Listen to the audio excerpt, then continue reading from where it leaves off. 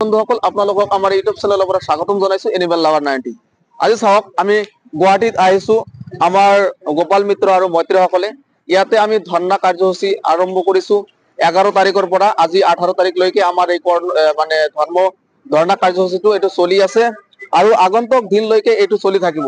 যদি আমাক চৰকাৰে স্থায়ী নিৰাপত্তা নিদিয়ে কিন্তু আমাৰ এই ধৰ্ণা কাৰ্যসূচীটো এইটো চলি থাকিব।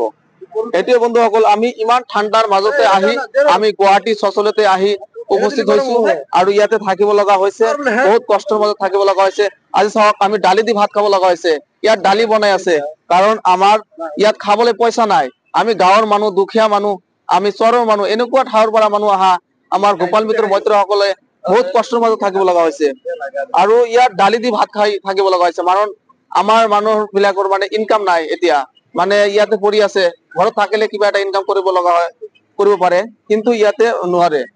এতিয়া সমস্যা, যদি চৰকাৰে আমাক অলপ মানে চাই তেনেহলে আমি ভৱিষ্যতত আগবাঢ়িব পাৰিম আৰু আমাক স্থায়ী নিৰাপত্তা লাগে যাতে আমাক চৰকাৰে অলপ মানে চকু দি চায় যাতে আমি স্থায়ী নিৰাপত্তাটো পাওঁ।